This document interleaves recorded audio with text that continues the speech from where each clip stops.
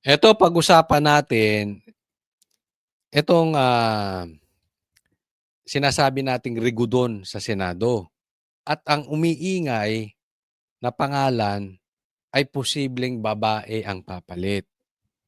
So umiingay, umalingaw-ngaw ang pangalan ni Loren Legarda dahil sa kadahilanang mamaya pag-uusapan natin. Tikom ang bibig ni Senadora Loren Legarda nang tanungin kanina ukol sa mga usap-usapang maaaring magkaroon ng unang babaeng Senate President ng Senado ng Pilipinas. Unang babaeng Senate President ng Pilipinas. Anong masasabi ko?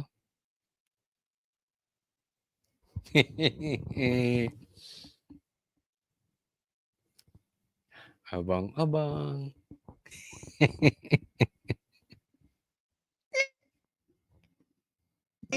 Kapag nagkaroon ng palitan ng lider.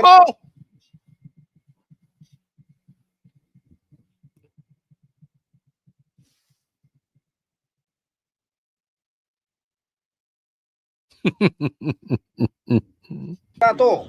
Ma'am, may sinasabi po na kayo daw yung magiging next na SP na babae po. Ano po? Ako, Senate President. Naku, ito si Senate President Loren Legarda. Masasabi niyo doon, ma'am? May meeting. May meeting Ang ako. pigain kung meron bang kumakausap sa kanya. Ang sagot ng senadora. Ang daming kumakausap sa akin araw-araw. Pag-iisipan ko yung tira ko kasi nabasa ko yung news. So sa madaling salita, yung tinatanong na kinakausap daw si Loren Legarda na siya ang maging Senate President, yung mga rigudon, hindi niya tinanggi, hindi niya rin inamin. Tanungin natin si Tito Soto. Madaming alum to eh. Ay, sorry. Address him with respect. Tanungin natin si Attorney Soto. Graduate from One Ball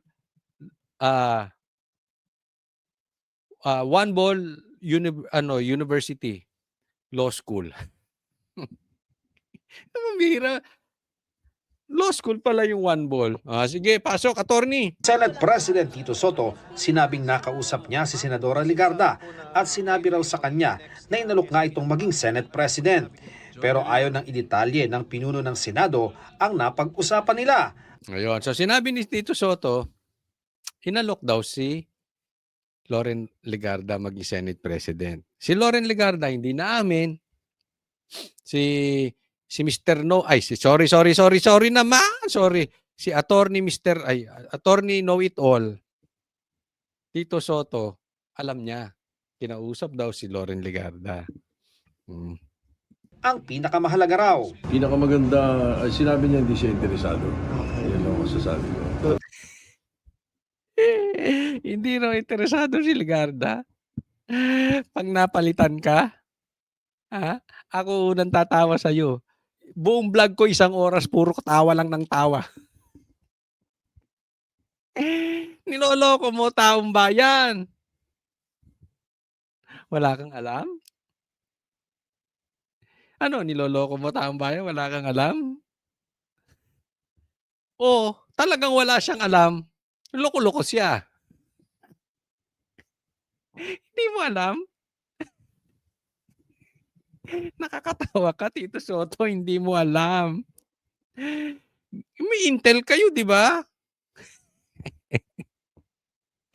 Si Attorney Know It All, hindi alam? Niloloko mo ba taong bayan? Hindi daw niya alam na ano. So sa madaling salita, si Tito Soto, ang sabi, hindi raw pumayag si Loren Legarda. Teka muna, may tanong ako.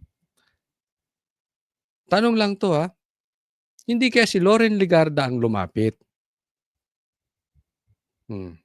Mamaya pag-usapan natin. Hindi kaya si Loren Legarda ang lumapit sa minority para kumbinsin sila na suportahan si Loren Legarda para siya maging Senate President. Mamaya pag-usapan natin yan. Tutuloy natin yan. Sa isang post, Kinuligsa ni Senate President Pro Tempore Ping Lacson ang anyay malisyosong naratibo na nag-uugnay kay Senadora Legarda sa umano'y tangkang pagpapalit ng liderato sa Senado. Ani Lacson, ang hakbang para mahikayat si Legarda sa pagpapalit ng liderato ay nabigo at ang mga nasa likod daw nito ay nagkakalat ng kasinungalingan na nagboluntaryo umano ng senadora para tulungan silang makakuha ng suporta. Sino nga ba ang pasimuno ng pagbabago ng liderato sa Senado? Minority. Nakas minority. Si Attorney Know It All. So, may kumakalat daw na si Loren Legarda ay lumapit sa minority para kumbinsihin sila na siya ay ano. Ang sabi na siya'y suportahan para palitan si Tito Soto bilang Senate President. Ang sabi naman ni Pinky Lacson, fake news. Hindi totoo. O sino daw ang kinukumbinsi ba ni Loren ang minority o ang minority ang kumukumbins kay Loren?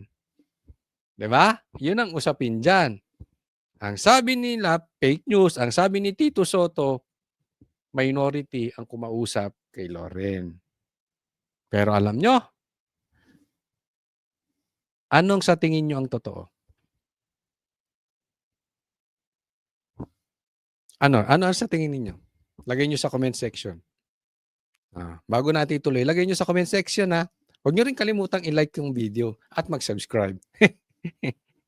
Mamaya sasabihin ko kung anong alam ko. Baka nakachamba. Sa kasalukuyan, 15 senador ang miyembro ng majority bloc. Yan, teka muna ha. Okay, pag-usapan natin dyan. 6, 12, 15. 9 sa kabila. Okay, ang kailangan lang 13. 9 ang minority para sila na maging majority at mapapalitan na nila itong attorney tuta na ito. Yung cancer na si Tito Soto at saka itong cancer na Ping Lacson ng Senado. So, 9 sila, kailangan lang may lumipat na 4, sila magiging 13 at magiging 11 itong majority. So, sino pwedeng lumipat dito? Si Win, hindi natin alam. Si Bam, malabo yan. Sip-sip yan. Kasi nanalo lang yan si Bam dahil kay Garcia. Di umano. So, magbabayad utang yan. Si Pia, pwede. Pwede. Pwede. Kiko Pangilinan, malabo yan. So may isa na tayong lilipat. Posible lang posibilidad. Kiko, malabo yan. Nagbabayad din ng utang. Hindi po ito nanalo sa election. Di umano. Nanalo to dahil kay Garcia. Di umano. So magbabayad utang yan sa administrasyon. Risa, malabo lalo yan. Tanim witness daw to di umano. Alam naman natin karakas ni Risa. Baka sa bundok gusto niya. Lito Lapid, hindi natin alam. Si Lito Lapid naman kung saan ang agos, dyan lang yan. So hayaan na natin yan. Loren Legarda, posible. Tandaan po natin, maraming humahabol dun sa anak niya. And she needs to stay in a powerful group. So kung saan tingin niya may have advantage, dyan yan. Of course, to protect her son. So, posible, dalawa. JBRs ito, posible din yan, pero 50-50. Mark Villar at Camille Villar, ito po ang malaking bagay. Kasi tinatakot to. Sinasampahan ng kung ano-anong kaso. Kaya kailangan tulungan nyo rin kami, kalampagin natin ang Villar. Ay, Villar! Huwag kayong duwag. Ganon. Lumipat kayo. Kasi kung lumipat yan dalawang yan, Mark Villar at Camille Villar, 4 na. Hindi na mabababoy ang Senado. Hindi na mabababoy ang Blue Ribbon Investigation. Nagigets po nyo? 4 na yon. Raffy Tulfo, wala talaga yan. Raffy and Erwin. Ito si Erwin, nagbabayad utang din yan kasi siyempre meron niyang kaso. Okay, alam naman natin yung citizenship niyan. Si Rafi, may ano to ayaw nito sa Duterte. So, alam na natin yan. Si Migs, 50-50, no? So, very important, meron tayong 4. Ang tanong kung maninindigan tong 2 bilyar. Andyan yun eh. Andyan ang ano niyan. So, tuloy natin. Kabilang dyan si Legarda. Siyam naman ang miyembro ng minorya. Okay, ito naman yung minority. Ayan, solid yan. Okay? Ang sinasabi nga ni Tito Soto, may posible pang lumipat sa kanila. Sino lilipat sa inyo, Marcoleta? Asa ka pa, Tito Soto. Robin? Malabo yan. Cayetano? Malabo yan. Bato? Malabo yan. Bongo? Malabo yan. Si Jinggoy, tinakot kasi. Etong problema dyan, si Jinggoy, si Joel Villanueva, at si Chis tinakot. Diba? Pinapakasuhan. Nagigets nyo na yung timing. Para, pag may lumipat na 4 na majority to minority, wala pa rin silang numero. Pag isa o 2 dito sa kinasuhan nila na bakla, na duwag, si Jinggoy, si Joel o si Chis,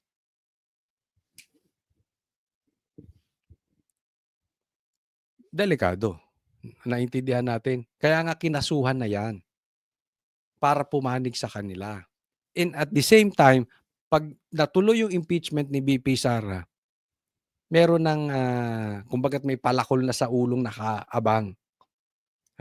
Pag kayo ay pumanig-panig kay Sara, tutuluyan namin yung kaso. Ganyan po ang gawain ng gobyerno. Si Amy hindi na ito babaligtad. Okay? But ako, tiwala ako kay Chis kasi nanindigan naman ito. Sinabi niya na eh. Sinabi niya na talagang si Tambaluslos involved.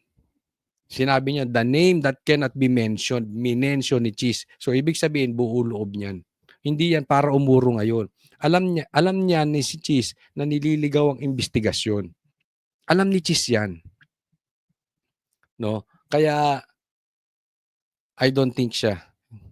Ito lang tingnan natin si Joel Villanueva o si Jinggoy. Dito na magkakaalaman. Para maging mayorya, kailangang may magkakaanib ng di bababa sa 13 senador. Nang tanungin kahapon si Senate Minority Leader Alan Peter Cayetano ukol sa change of leadership, sinabi nitong hindi pa ngayon. Pero mayroon kumakausap sa mga senador, sir? No, we're in the minority. So of course we want to be in the majority. Okay. Diba? That was never a secret. Diba? Sila, they were in the minority. Senator Cayetano, kailangan namin ng Cayetano as Senate President. Wala na talaga mangyayari. Chis, Cayetano, para mabalik sa Marcoletas as Blue Ribbon. O kung sino man. Yung abogado, yung hindi yung Senate President, graduate ng One Ball University. Naging noontime show yung inyo. Alam ko nanonood ka, sir. And I know you understand what I'm saying because we have the same language. Alam ko yung tayo mo sa Diyos. I think, ayaw kitang pangunahan, pero may responsibilidad ka to stand up. And I believe in you na nakikita mo kung anong nangyayaring kalokohan dyan sa Blue Ribbon. Senator, we really need you. Anyway. They got it to majority. But when they got there, everyone was happy giving them a try. They have their victories, they have their faults. So it's really, do you get 13 people of like minds? But as of today, wala pa yung 13 na yan or yung 13 hindi present. Ang isa sa miyembro ng minorya ni Senador Robin Padilla, sinabing kung sakaling magkaroon ng pagnanais para sa pagbabago ng liderato, maaari raw ito sa usapin ng impeachment ni Vice President Sara Duterte. From the minority. Sana, inshallah, God will. Yung Pro bayan, But supportive of VP Sara. of course. Pero pagdidiin ni Soto, Tama naman si at least ani si Robin doon. 'Pag ang nakaupong Senate President si Tito Soto at pumasok ang impeachment, tapos 'yan. We have a problem. We have a big problem. That's why isinisigaw ko, tulungan niyo ako, isigaw natin Cayetano. Kailangan mapalitan niyang Senate President.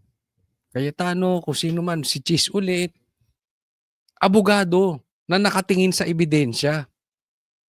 Yung susundan yung ebidensya. Hindi yung poprotektahan yung mastermind. Pero pagka ganyan, tapos tayo pag si ano. Asahan nyo, hindi na pag na-impeach si BP Sara, hindi na makakatakbo yan sa 2028. And chances are, si Tito Soto magiging presidente natin. Payag kayo? Kaya galaw-galaw. Convince natin, sigaw natin, palitan na ang Senate President. Pero pagdidiin ni Soto, buo ang majority block at katunayan, baka nga raw madagdagan pa sila. Ang buong majority namin na very solid. As a matter Pambihira, no? Ang confidence nitong mama na ito. Madadagdagan pa sila. Yun yung sinasabi ko kanina. Di ba? Sino kaya ang tatraidor? Kung tama ang sinasabi nito Tito Soto, sino kaya magtatraidor? Hindi ko maintindihan kung sino eh.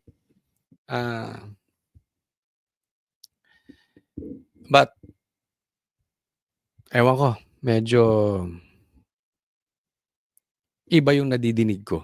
Yun na lang, sabihin natin. Sana tama yung nadidinig ko.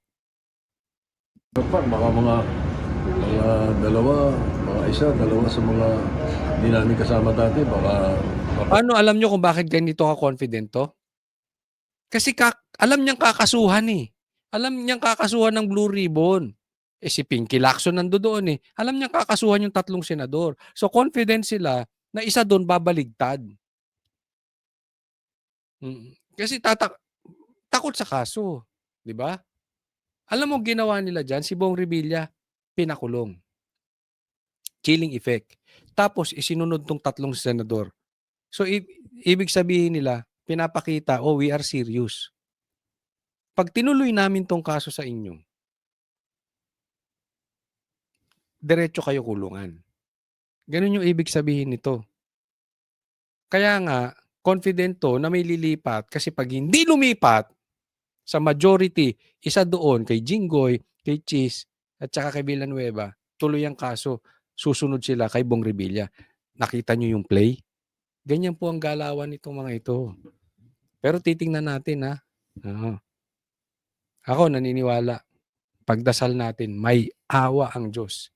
Tatandaan po natin, nangingibabaw pa rin ang Diyos. Ipagdasal natin, ma-expose yung mga totoong magnanakaw, ma-expose yung mga totoong nagtatakip sa mga magnanakaw. kasama ko yun. Para sa GMA Next topic po. Ito naman po ang ating pag-usapan. Naalala nyo kahapon, may pa-walkout pa ito. At hanggang ngayon, pinagtatanggol niya na mali ang impeachment na isinampa kay Bongbong Marcos. So ito siya yung parang good cop, bad cop sila. Kahapon, nakikipagtalo siya kunwari sa mga ibang kasama niyang congressman. Kunwari nag-walkout siya. Pero pinasa nila yung sufficient in form. Pero ngayon yung sufficient in substance, alanganin. Yun ang kinokontra ngayon. Pakinggan natin, mahuhuli natin to sa sarili niyang bibig, tapos na yung impeachment ni Bongbong Marcos. May sense po ba kayo ng sentimento ng committee? Majority kaya yan? Makiki-advance na kami. I would think that the majority of the committee will be voting in favor of the insufficiency of substance. So confident siya na walang substance si Bongbong Marcos. hindi papasa. Yung substance ng impeachment na So in short, yung impeachment na ipinasa, drama lang. Niloloko tayo ng mga to. Yan yung sinasabi natin eh. Pumasok yung mga mahihinang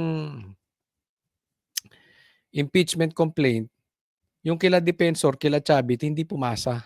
Hindi pumasa. Hindi tinanggap.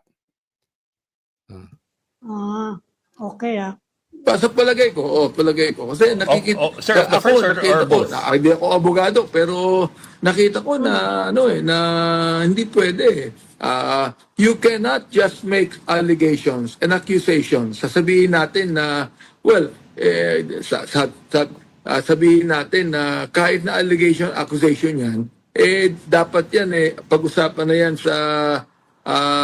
sa impeachment process, no? O yun, yung sinasabi natin kanina, dapat pag-usapan na lang yan sa impeachment process. Pero hindi nga nila pinapayagan. Ayaw nilang payagan. Kasi delikado si Bongbong Marcos, kahit na may kakampi siya dyan, delikado, baka magbaligtaran ito mga kasamahan nilang congressman. Lalong-lalo na ngayon, wala nang bayad. Di ba? O, sabi ni Chanco, yung pumirma ng impeachment ni BP Sara may bayad. O, so ibig sabihin, ngayon, nahuhuli tong ghost projects. Baka mamaya, pumasa yung impeachment ni Bongbong Marcos, mayari, tapos na. Kaya ngayon pa lang, binabanata na nila. Oh. No, nasa committee pa lang kami. In the committee, every congressman has the right to ask any questions. Kung anong mga question ang gusto lang itanong. So sa madaling salita, hindi na kailangan na umabot pa dun sa impeachment na proseso. Sa committee pa lang. 'Di ba? Parang pinasabi niya, sa committee pa lang, hindi na papasayang impeachment ni Bongbong Marcos. Meron na kaming karapatang magtanong. Doon pa lang hinaharang na. Anong fearless forecast nyo, Kong? Gaano katagal matatapos ito sa Justice Committee? Makita nyo ha? Ang tanungan na lang, hindi ba kung may masasampa tong impeachment ni Bongbong Marcos o hindi. Ang tanong, kailan ito matatapos? It means they are so sure walang mangyayari sa impeachment ni Bongbong Marcos. Ang forecast ko dyan, siguro, let's say until Friday. Until Friday. Kasi bukas, pagbobotohan namin yung Friday, tapos na. Then, pupunta na sila kay BP Sara. Pagdating kay BP Sara, sampa agad yan. Ganyan ka-double standard tong mga to. sufficiency of Baka mamaya, sumunod kayo kay Akop bigla-bigla, wag naman sana. substance nung complaint ni De Jesus, no? Oo. Then tomorrow, pag-uusapan din namin by manifestations yung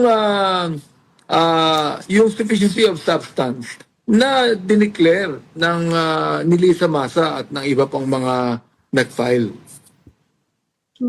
So your fearless forecast is by Friday, they're both dismissed? Yeah. Is that By what you're saying? Friday, pagbubotohan na yan.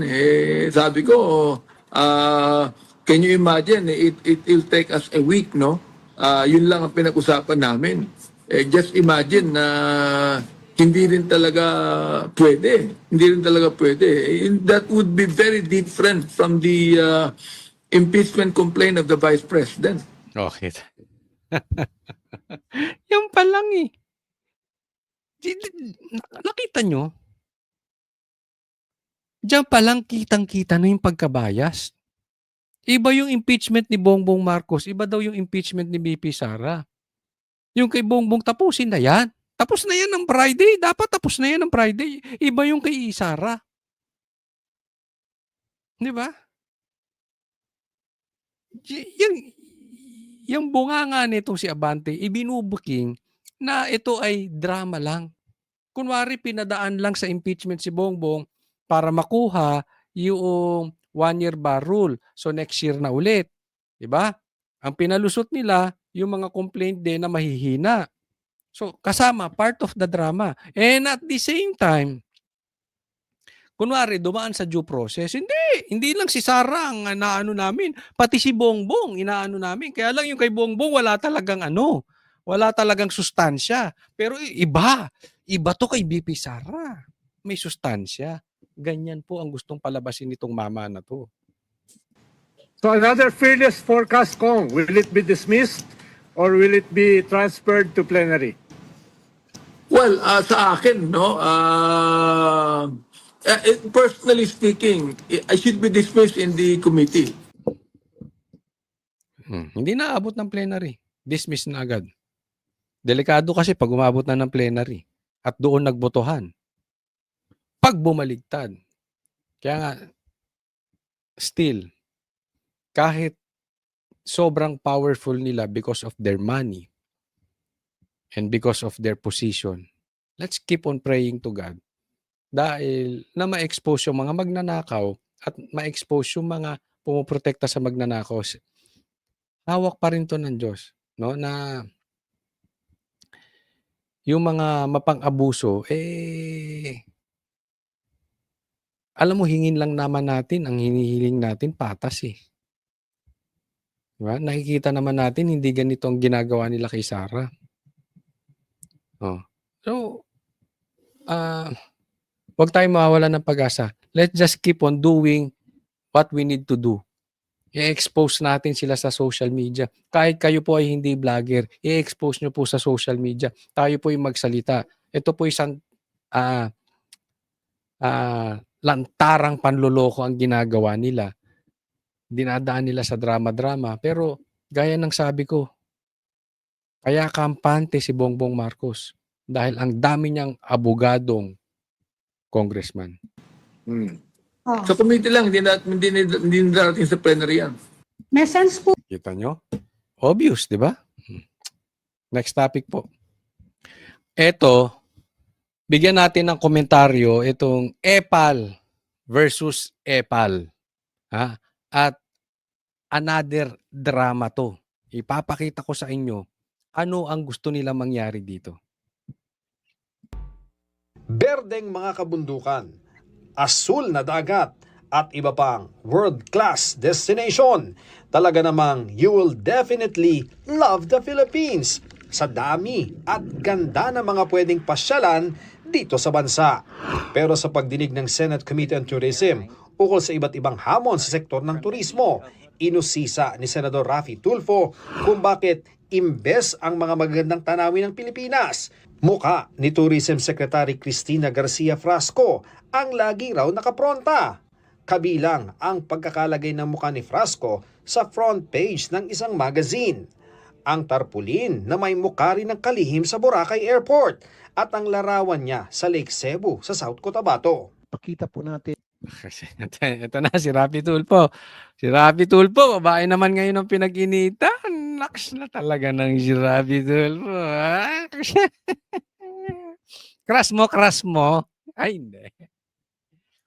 May...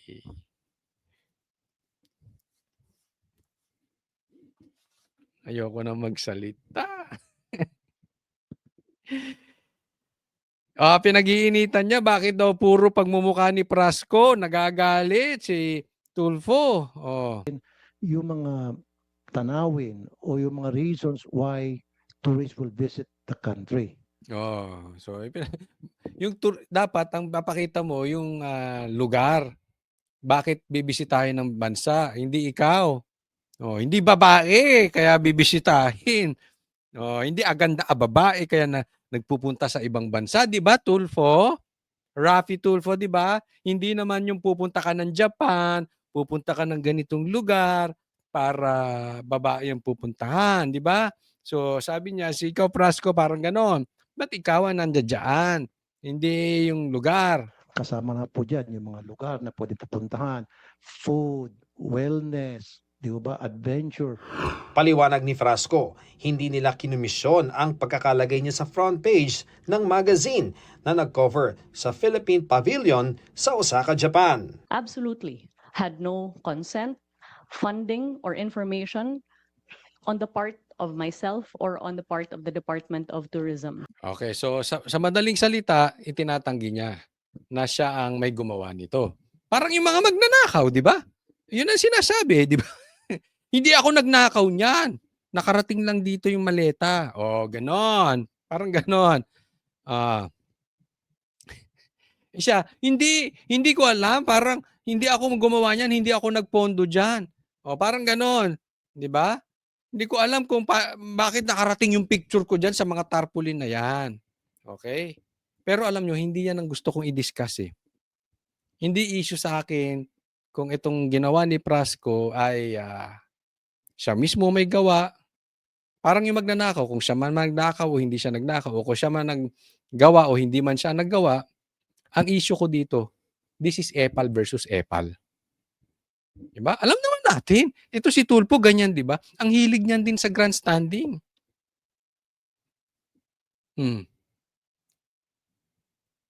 Siguro epal siya. Alam naman natin ang magnanakaw galit sa kapwa magnanakal, 'di ba? Magnanakaw. Gano'n din ang epal. Huwag mong tatalbugan ang epal. 'Pag naepalan 'yan sa'yo, magagalit 'yan. Bakit? Dapat siya lang ang epal. Tama o tamang-tama? So, hindi niya pinapayagan. 'Yan lang issue dito. Pero alam mo, ako sa tingin ko, and this is my opinion, this is another diversion. Alam mo yung mga walang kakwenta-kwenta, hindi na dapat 'yan ang pinag-uusapan. Hindi ko maintindihan 'to si Tulfo. Pagdating sa ghost projects, pagdating sa mga magnanakaw, pagdating sa flood control scandal, tahimik. Pagdating sa may picture ng babae sa tarpaulin, kaingay. Kaya nga sinasabi ko, ikaw din naman, grandstanding ka ng grandstanding, kung kailan ka kailangan mag-ingay, hindi ka nag-iingay. 'Di ba? Kasi ang tingin ko talaga dito, it's another distraction. Para malihis tayo. Mawala tayo dun sa pag-uusapan. Kaya tatandaan po natin, mag-iingat po tayo. Lagi ako nagpapaalala. Mag-iingat tayo sa politiko, sa mga vloggers na ilalayo tayo doon sa mastermind na si Bongbong Marcos at saka si Tambaluslos. They have their way. Hindi halata. Kunwari, babanatan si Marcos, pero hindi kayang banatan si Tambi. Yung iba naman, gagawa ng ibang balita, ibang malaking balita, para mawala yung balitang, eto mastermind no, si Bongbong. Eto mastermind no, si Tambaluslos. Tandaan po natin, maraming pera si Tambaluslos, ha. Magtatanim yan ng mabibigat na balita. At marami pang balitang lalabas. For the sake na mapagtakban si Tambaluslos, iingat po tayo dyan. Kasi nararamdaman na namin, nakikita na namin saan yung trending. Be very careful. Alam kong alam nyo ang sinasabi ko. Huwag tayong papayag mawala, lalong-lalo na kay Tambaluslos. Ang daming pera niyan. Kaya magbayad ng politiko, kaya magbayad ng vlogger. Hindi ko sinasabing binabayaran si Tulfo. Ang sinasabi ko lang, look for the signs. Pagpalayo yung balita, yung tipong tahimik ka pagdating sa nakawan ni Tambaluslos, tapos pagdating sa ibang bagay, ang ingay mo. Ano yan? Lolokohan tayo? Di ba? Hindi lang si Tulfo to, hindi ito si Tulfo, ha. Pati vloggers, pati ibang politiko. Diyan pala magtataka na kayo. Pag tahimik kay Tambaluslos tapos kung ano-anong balita ang pinapasok, distraction po yan. Mag-iingat tayo dyan. Of tourism. Hindi rin daw niya inutos na maglagay ng welcome tarpaulin na may mukha niya sa Boracay Airport. Habang diba, parang yung mga magnanakaw, lahat mo tinatanggi, hindi niya. Di patanggal mo. Kung hindi ikaw naglagay, bakit si PRRD ayaw ng mukha sa tarpaulin? Pinapalagay, pinapatanggal niya. O, tama ba? Nagawa lamang daw niya ang trabaho sa Lake Cebu, kaya may larawan siya roon. Sagot ni Frasco. I have tried to be as present as possible in our destinations and for our stakeholders. That is the extent of the duty that I have exercised and nothing more. I have no national ambition. I'm not running for any national position. And therefore, any accusation of self-promotion would fall. Anyway, kayo nang bahala dyan sa usapin na yan. No? Kung sinadya mo o hindi mo sinadya, grandstanding man niya o hindi grandstanding, yan ang issue ko rito. Huwag tayong magpa-distract. Kailangan managot si Tambaluslos. Okay? Dito muna tayo sa impeachment ni Bongbong Marcos. Meron pong meron twist to, may drama to. O, pag-uusapan po natin yan. Paano nga ba dapat sukatin kung ang impeachment complaint ay sufficient in substance? Isinalang sa tanong na ito kanina ang impeachment complaint na inihain ni Attorney Andre De Jesus laban kay Pangulong Bongbong Marcos matapos itong ideklarang sufficient in form kahapon. Sa ilalim ng Section 5 ng Rules on Impeachment, sufficient in substance ang isang impeachment complaint kung may recital of facts o malinaw na salaysay ng mga pangyayari at alegasyon na hindi paratang lang. Okay. Pag-usapan natin. Kahapon po, ang pinag-usapan nila ay, kasi dalawa yan, sufficient in form at sufficient in substance. Okay, yan po tinalakay din natin kahapon itong impeachment ni Bongbong Marcos. So kailangan makapasa yan sa dalawa. So kahapon pumasa, sufficient in form. Ngayon pinag-uusapan, sufficient in substance. Pinaliwanag ko nga sa inyo. Positive si Bongbong sa substance. Pero dito, parang iba. Hindi daw. Kasi isa sa kailangan hindi dapat haka-haka lang o sabi-sabi. Kailangan may malinaw na facts. Hindi yung parang inimbento lang. So isa po yan na dinidiscuss para pumasok sa sufficient in substance. Ano pa? Kundi pasok at tugma sa mga ground for impeachment. Sufficiency in substance is not about whether allegations are loudly made, repeatedly asserted, passionately believed, or politically resonant. Ayun, so hindi raw ang substance, sufficient in substance, hindi yung kung politically. So parang pinaparinggan dito, yung kay Bongbong Marcos hindi ganon. Hindi, kasi sa tingin nila siguro politically na to. At hindi lang ito dahil laging pinag-uusapan sa social media. Hindi ito pinag-uusapan ng sigawan, ng malakasan. No? Diba? Ganun din naman yung kay Sara. Binanat-banatan nyo lang naman sa sa social media. Confidential funds nga yung pinag-uusapan kay Sara. Confidential. Di confidential yun. Diba? Dito nyo makikita na itong mga politiko natin, double standard. Ginagamit lang sa politika. Ibig sabihin, dapat yung in-apply nila kay Sara, i-apply din nila kay Bongbong Marcos. Hindi, baliktad. It is about whether the complaints allege ultimate facts, not mere conclusions. Dapat totoo. Totoong totoo. Whether they show a personal, culpable act or omission by the impeachable official, and whether those acts, as pleaded, amount to culpable violation of the Constitution, treason, bribery, graft, and corruption. Yun! So kailangan meron talagang bribery at graft and corruption. Wala ba nun si Bongbong? Hello! Kaya nga nakakakurakot yan dahil may bribery. Naglalakay yan sa mga katulad ninyong, hindi ko sinasabing ikaw, naglalagay yan sa mga katulad ninyong, mga congressman, mga buwaya. Kaya pinapalusot si Bongbong Marcos kasi may lagay. Other high crimes or betrayal of public trust. Yun na lang, doon na lang sa betrayal of public trust Kahit masabihin nating wala talagang ginawa si Bongbong Marcos na pagnanakaw, hinayaan niya.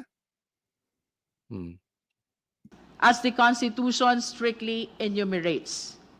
Pinaigting din ng komite ang sukatan matapos manalo sa botohan na dapat authentic ang mga dokumentong kalakip ng complaint. 3 ang grounds for impeachment ng De Jesus complaint. betrayal of public trust, culpable violation of the Constitution, at graft and corruption.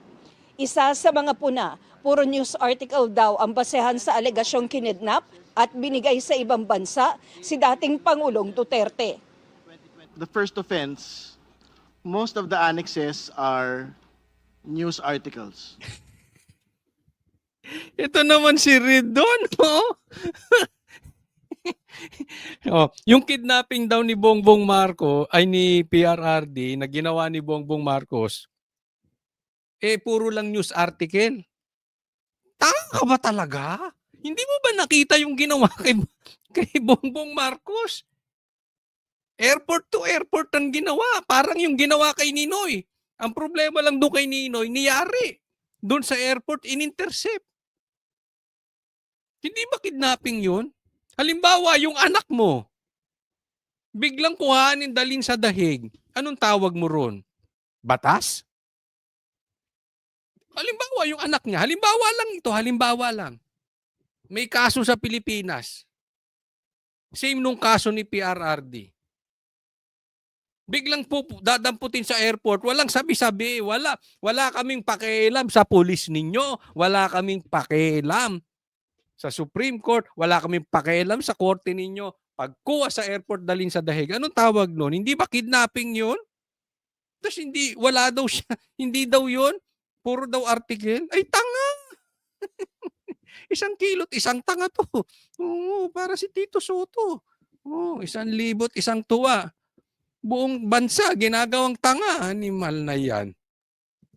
It might be insufficient for evidence to be based on mere news articles only. Kasi ang issue dito, no. Hindi na dapat parang hindi na dapat kasi papag-usapan niyan dahil based on news article. Hindi. Nakita naman ng buong tao eh. Televised naman yan. So, dapat yan, tama, isampa sa impeachment, tapos doon pag-usapan kung meron nga bang kidnapping na nangyari o wala. Di ba? Hindi yung magdidesisyon ka na lang dahil sa political lines ninyo at sasabihin yung malabo yung kidnapping na yun dahil news article lang. Hindi gano'n. Pambihira naman to si Ridon, no? Only. Honorable Nisay, the question is very specific. Whether or not you are aware of a case of kidnapping filed against the impeachable official. Am I aware, Madam Chair? You are? Aware of that. So you are aware that there is a case of kidnapping filed against the impeachable official? No. That there is no, ma'am. Ano ba talaga? Yes or no? Isa rin itong nag-file kaya alam nyo, ang dating talaga nito, drama lang. Okay? Huwag na natin i-sugarcoat to. Yung nangyari kahapon, di ba? Alam natin, arte lang. Kunwari, pumasa sa sufficient inform, pero ngayon, yayariin ito sufficient in substance. So, bukas, magdidesisyon daw sila, malamang-lamang yan, bukas, pagbobotohan, wala na yan. Tapos, palalabasin lang na dumaan sa proseso. In-impeach si Bongbong Marcos. Pinag-usapan sa Kamara. Sa katunayan, nagtalo-talo pa nga kami. Sa katunayan, nag-walk out pa nga si Abante. Sa katunayan, si Dilima nga sinabi pang sufficient inform. Ngayon, lumalabas parang sinasabi ni Dilima wala nang sufficient in substance. So alam natin lahat eto drama na pinapasok lang na kunwari kasi ang sinisilip, ang sinasabi, ang sinisilip lang bakit si BP Sara lang kayo na si BP Sara? Hindi! Pati si Bongbong dumaan sa proseso, pero yayariin ito mga lintik na mga buhaya. Ganun lang yun eh. Yayariin din. So mangyayari, pagkayari, puro yari, no? Pagkapatay sa impeachment, 1-year bar rule, ligtas na si Bongbong Marcos. O, tapos palalabasin sa madlang people na malinis si Bongbong Marcos. Alam mong nangyari dito sa lintik na impeachment na ito, parang yung ginawa nila sa ICI. 'Di ba? Pumunta doon si Sandro, pumunta ron din si Tambi. Tapos executive session naman. Pagkatapos noon wala na nangyari. So parang pinakita sa taong bayan, dumaan sa proseso, inimbestigahan si Tambi, inimbestigahan si Sandro, tapos wala. Etong lintik, impeachment, etong mga congressman parang ICI, nililinis lang ang pangalan ng Pangulo. Huwag nga tayong maglokohan dyan, derechahan na tayo. May padrama-drama pa kayo. Tapos ang lulusot, yung impeachment ni Sara. Yung pangatlo, yung sinampa nila defensor, hinarang, hindi tinanggap. Sabi ko sa inyo, ano to lokohan to, kaliwat kanang lokohan tong ginagawa nila sa atin. Ang bababoy nitong mga to. Ito rin ang basehan ng alegasyon na drug addict daw ang Pangulo, kaya epektado ang kapasidad na mamuno. This ground presupposes that because PBBM is an addict or an alleged addict, he is unfit to be president. However, unfitness per se is not a ground for impeachment. Ganun din ang alegasyong hindi vinito ng Unfit is not a ground for impeachment? So, addict pwede? Diba? Addict pwede? Pangulo ang unprogrammed appropriation sa budget noong 2023 hanggang 2026 at kumikbak din daw ito sa mga budget insertion at ghost flood control project na ang basehan ay mga video na pinost sa Facebook ni dating Congressman Zaldico. The video exposes abroad wherein we in the later part will have to hear this particular person has to be present. Otherwise, it's a piece of paper and a piece of video that is not allowed to be introduced in any proceeding. Yan. So, hindi raw katanggap-tanggap yung video ni Zaldico kasi wala naman siya dito. Di ba? Alam nyo, dapat yan, idinidiscuss nyo kaysa dinidesisyonan ninyo. Parang sa kanila, may desisyon na sila, hindi pwedeng tanggapin yung sinabi ni Zaldico. Tatandaan po natin, si Zaldico ay partido. Ibig sabihin, kasabwat si Zaldico, eyewitness po siya, hindi niya lang nadinig, ay nag-deliver ng pera dito. Ay, pinadeliver daw ni ganito. Siya mismo nag-deliver. Yung bigat ng sitwasyon na yun, dapat tinitingnan nyo. Dapat yun ang tingnan ninyo, hindi yung pagpunta niya rito. Ang tingnan ninyo, yung ginawa niya. Ayaw nyo naman pag-zoom in. Di ba? Para ka naman di congressman. Sa tingin mo, pag umuwi yan dito, hindi gigipitin ng gobyerno yan. Ay pag kinulong yan, di ano na? Di ba? Be realistic din. Huwag tayo yung puro ganyan-ganyan. Be realistic. Introduced in any proceeding. Inusisa rin ang basehan ng alegasyong binuo ng Pangulo ang Independent Commission on Infrastructure para protektahan ang mga kaalyado niya. The body of the complaint does not contain any express provision in the ICI's charter that limits investigations only to political opponents, nor does it contain any instances of limiting any instances or policy or rule exempting allies. In fact, I remember that even the President's son was summoned to the ICI. Ipinagpabukas ng House Committee on Justice. Wala mangyayari dyan. Alam nyo, magpapaikot-ikot lang yan. Pero nakikita nyo, di ba? Kaya naman pala kampante si Bongbong Marcos dahil ang dami niyang abogado dyan. Dapat hayaan nyo nang makalusot at makita natin. Then, obviously, this is the worst administration. Obviously, this is the worst flood control projects. Obviously, ngayon lang nangyari sa history na ang presidente biglang dadalhin sa ibang bansa. The ex-president, the former president. And I'm sure you are all aware of that. So sana man lang, padaanin natin na maimbestigahan din yung Pangulo and harapin niya sa impeachment ng mapaliwanag niya kung siya man ay guilty or not guilty. Diyan pa lang hinaharang nyo na. So sa daling salita, marami siyang abogadong congressman. Anong patutunguhan ng bansa natin kung puro ganito ang mga politiko natin? 'Di ba? Hindi lang naman this is not another day in the office. Alam natin sobrang mga kurakot ng maraming politiko dati pa. Hindi naman natin tinatago. But this is worse. This is different. This is not normal. Kahit sabihin natin normal yung corruption before, this is beyond normal. Dapat maintindihan ng mga congressman yan. Ang problema, dahil nga sa sobra ng corruption, ang dami ring pera. I mean, I'm not only talking about the politicians. I'm talking here even the bloggers, the trolls, ang daming tagapagtanggol ni Bongbong Marcos. Not only Bongbong Marcos, even Tambaluslos. Saan ka nakakita ng DDS, hindi kayang banatan si Tambaluslos? Anong klase yun?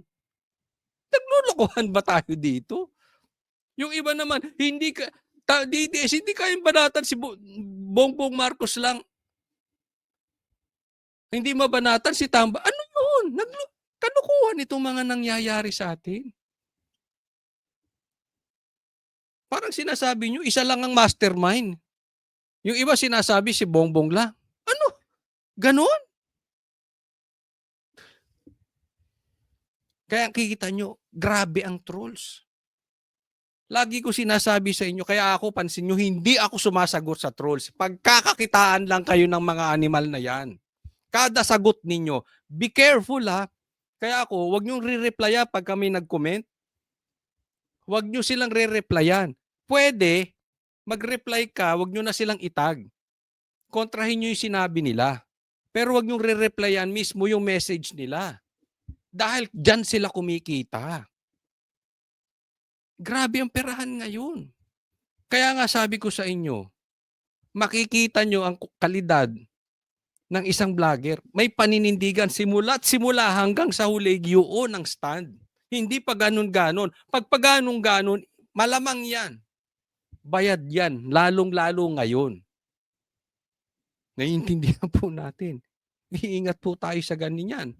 Ang dami ngayon. Hindi ko maisa-isa itong mga vloggers na to pero lintik. Mahahalata nyo naman eh. Mahalata mo yung hindi kayang banatan si Tambi, hindi kayang banatan si Bongbong. Oo. Pero sasabihin, Maka Duterte. Ano yun? Sasabihin para siya sa taong bayan? Lintik na ang nakawan, sobra na. Diba?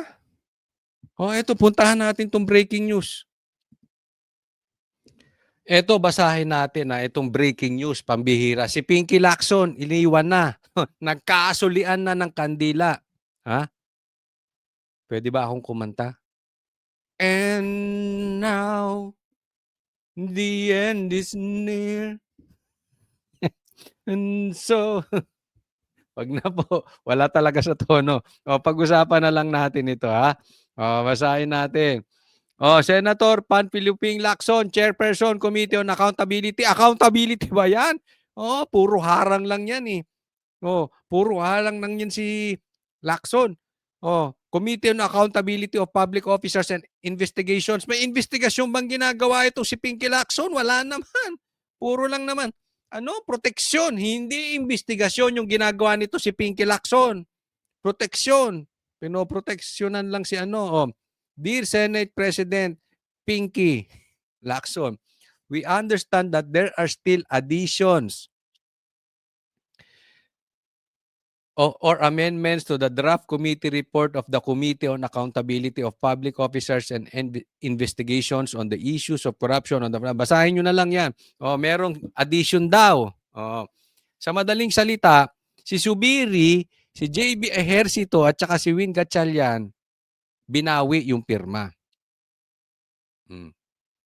In this regard, the undersigned would like to withdraw our signatures to the earlier draft presented to us until a final committee report has been prepared and to give us more time to study the final committee report. So, hindi sila makapag-submit ng final committee report. Alam nyo kung bakit?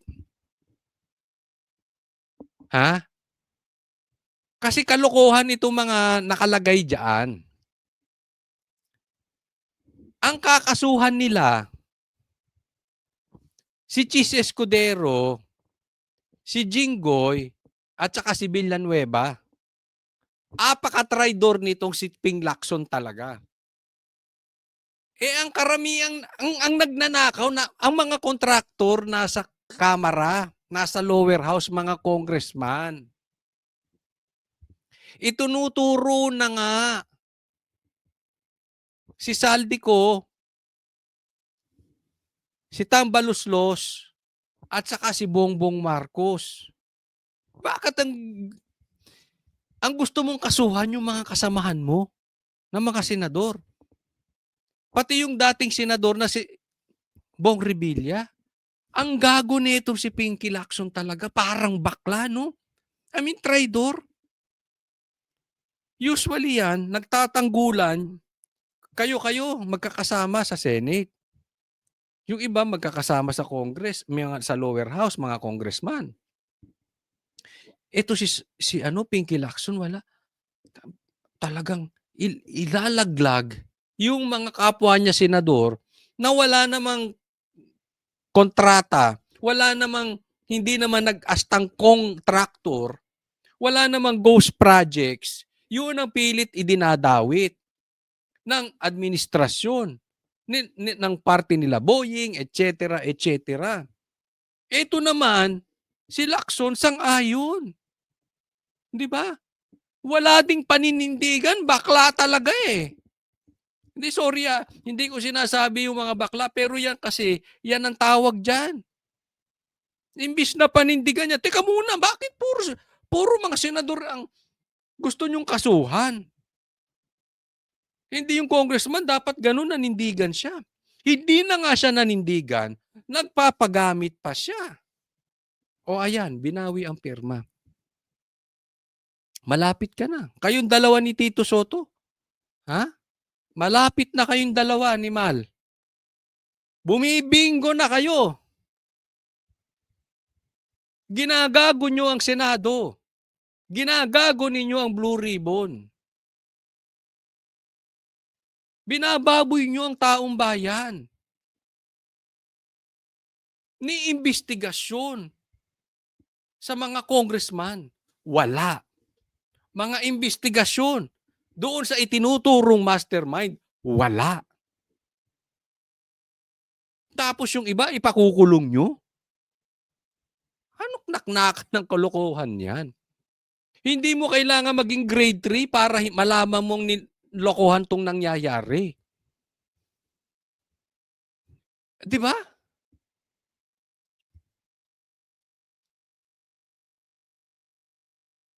Kaya mga senador, gumising-gising kayo.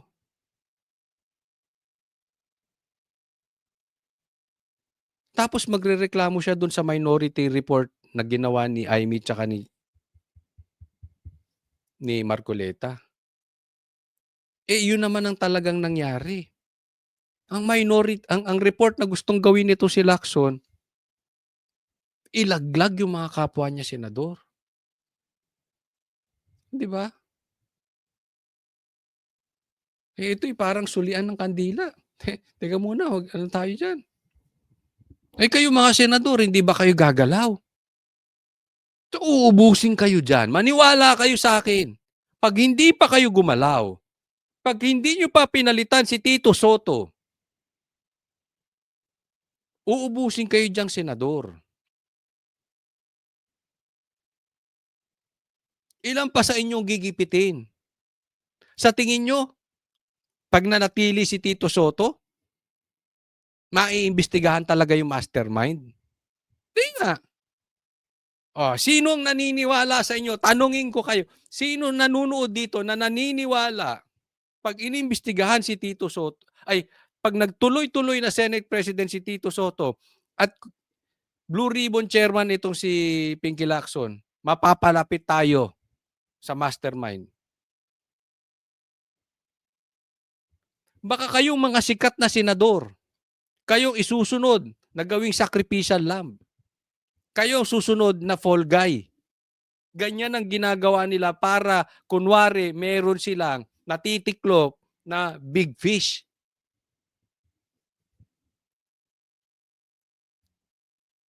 Ang totoong big fish, buhaya. Yung buhaya doon na congressman. Yung buhaya doon sa Malacanang. Pagkatapos, halimbawa lang, makakulong to si Cheese, papakulong nila si ano. Lumalabas pa rin yung baho ng ghost projects. Kailangan nilang pagtakpan. Sino isusunod ituturo sa inyo? Si Villar. Si Loren, dahil binubuko si Lebiste.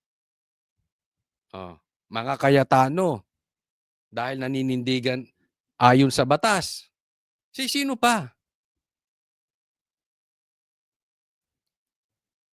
Ano pa inaantay ninyo? May galaw-galaw naman.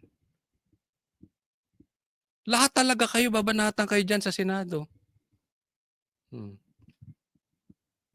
Ito, tingnan po natin. Ito po bigyan natin ng komentaryo. Ito yung sinasabi ko sa inyo kanina. Pinapakasuhan itong mga senador. Kaya nga naman, talagang natauhan. No. Natauhan at binawi yung pirma. Kaya nga po, gisingin na natin yung senador. This is the time. Gumalaw-galaw na sila. Pag-usapan natin to. Kapapasok lamang na balita, pinakakasuhan na breaking news, kakapasok lang. ng Senate Blue Ribbon Committee ang ilang mga dati at kasalukuyang opisyal na dawit sa flood control scandal. Kabilang dito sina Senators Jinggoy Estrada, Joel Sino si Joel Cruz? Baka karas yun. Jinggoy, Joel Villanueva, tsaka si Chis Escudero. Ang galing, no? Ang galing mo. Ang galing mong traidor, Pinky Lacson. Hindi ka nagpakalalaki. Hindi naman sila ang tinuturong mastermind. Mga kasamahan mong senador ang dinali mo. Ay, nako, Pinky. Villanueva at Chis Escudero. Bukod sa administrative cases, liable din daw sila sa malversation of public funds, direct bribery, at plunder. Gayon din sina resigned Congressman Saldico, dating Senador Bong Revilla, at former Representative Mitch Cahayon Uy. Di ba, ang pinapakasuhan? Wala namang congressman di ba? May congressman ba pinapakasuhan? So si Senator Roby, si Bong Revilla, si Saldico, di ba? Kung mapapansin natin, lahat yan kontra sa administrasyon. Si Saldico lang ang hindi. Pero kumakanta kasi tinuturo yung mastermind. Nagigets nyo? So kung hindi ka kakampi namin, kung wala kang pakinabang sa amin, kung hindi mo ilalayo sa amin yung investigasyon, dadalihin namin kayo. Ganyan. Commended for charges din sina dating DPWH Secretary Manuel Bonoan, late Undersecretary Maria Catalina Cabral, DepEd Yusek Trigiv Olaivar at Maynard Mu. Alam mo, ito seryoso na ito, ha? This is not a joke anymore. We are like on a martial law. Tamang-tama si Libiste. Yung sinisiwalat ang baho ng gobyerno, dadalihin talaga. Kailan natin to papayagan? Alam nyo mga kababayan, lahat po tayo may magagawa. Tayong mga simpleng mamamayan, mag-ingay tayo. sa ating social media, we know the truth. Ilabas ninyo. Basta sa legal na paraan. May freedom of speech tayo. Ilabas po natin. Hindi to, this is regardless kung naniniwala tayo kila Chis, Senator, kila Chis, kila Villanueva, kila Jinggoy, kila Bong Revilla, kung sino-sino man, hindi yun ang issue. Ang issue dito, pangliligaw. Let them know na we know. Paalam natin sa kanila na alam natin. Huwag tayong titigil.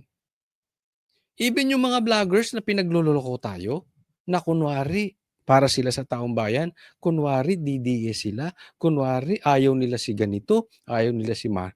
Huwag tayo. Sabihin ninyo, mag-ingay kayo. Pati rin naman yung mga politiko, kailan kayo magsasalita? Mga senador, kailan kayo gagalaw? Walang mangyayari dyan kung hindi nyo papalitan yung liderato. Alam nyo ang salot dyan? Ha? Alam nyo anong cancer niyan? Ang nasisira, Senado. Kasi pagkatapos nyo dyan, aalis kayong lahat eh. Matatapos ang termino nyo. Pero yung institusyon ng Senate, sira na. Huwag niyong hayaan yun. Cancer yan si Tito Soto at saka si Ping Lacson. Ayan no, sukdulan, ginawa na. Pinakakasuhan na kayo. Kayo ang kasama, kayo ang pinakasuhan. Sa madaling salita, dinulo na kayo. Nilantad na yung totoong kulay ni Pinky Lacson. Nilantad na yung totoong kulay ni Tito Soto. Wala nang edit, wala nang pagkukunwari. Nilantad na nila yung katrayduran nila. And it's about time gumalaw kayo, mga senador. Kung hindi nyo tatanggalin yung cancer dyan sa inyo, masisira ang buong institusyon. Hindi lang kayo, mga senador. Naging ang ilan pang mga pangalan na lumutang sa Blue Ribbon Probe tulad nina Carlene Villayap, John Paul Estrada at Mark Tiksay. Manatiling na... Ay, nako. Well, abang-abangan natin kasi